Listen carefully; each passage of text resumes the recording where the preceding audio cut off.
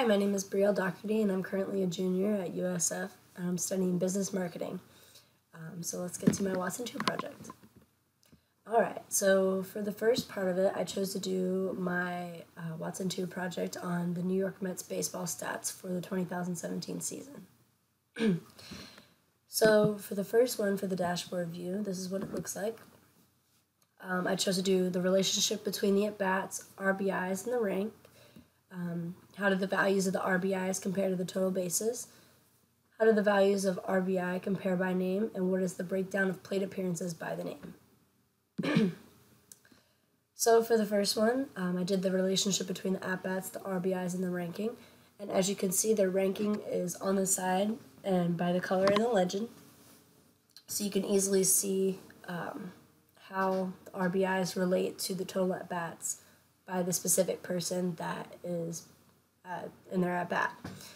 So as you can see, a lot of people have more of the at-bats total in usually to like the 50 to the 350 range.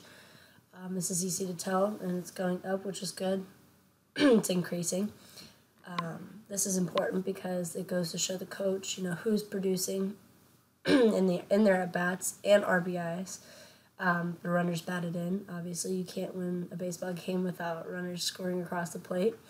So it helps, the coach try to, pick out who they can pick, put up in the lineup and who can produce successfully.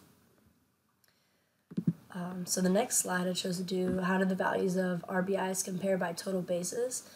As you can see, there's quite high. The RBIs compared to the total bases, you can't have an RBI or runner batted in without, total bases, obtained. So this one is important because it goes to show you how many RBIs there are and how many people that are left on base that didn't come across the plate. So as you can see, they kind of do a good job of, scoring people in. Obviously, you're not going to score everybody in every single time that you're up to bat or every single inning. So at the end of this, you can see that, there are 21, 34, 36 that are still, there are still people who are left on base. So, it kind of shows, what they need to work on for their practice or, if they need to adjust their hitting techniques for like a certain team or a certain pitcher that they face, they can also use this data to show that as well. So for the next slide that I chose, it's how do the values of the RBIs compare by name.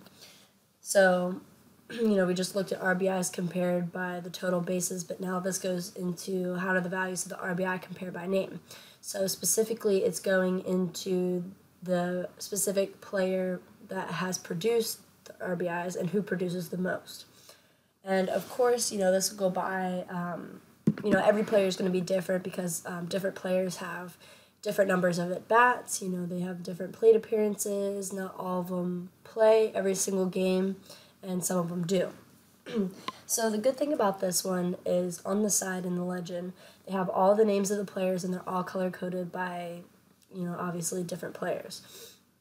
So another good thing about this that I really liked when I did this was they have a team total on the legend and they also have a non-pitcher total. And the non-pitcher total is great because most pitchers don't hit in the lineup.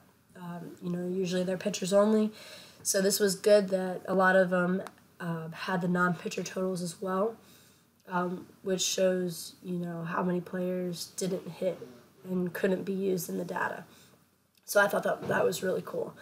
But anyway, the values of the RBIs compared by name, this is also great, again, for a coach to pick out a specific player in the lineup and produce a certain lineup that would be successful in the game so that way they can produce a win.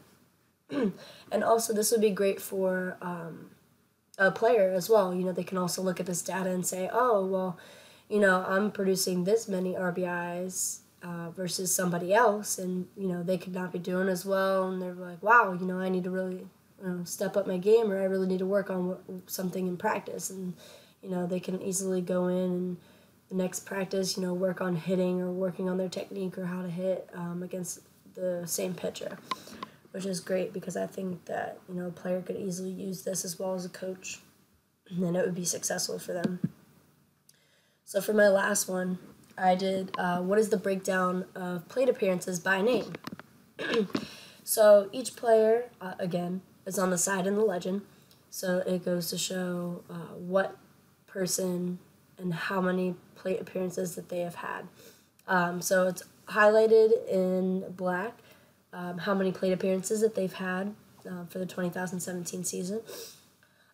So it, obviously it goes to show how many times that they face a different pitcher, or how many times they faced a pitcher or have had an at bat, which is really good for, again, a coach or even a scout. A scout can see that as well and look at it as a a good thing that they've faced many people or many players, many pitchers, so that way they have a different variety. That way they might have a different approach to whoever the pitcher is, or maybe they have a different technique for hitting for the different pitchers. So this is also good for a player or a scout or even a coach to look at to maybe adjust what they need to do.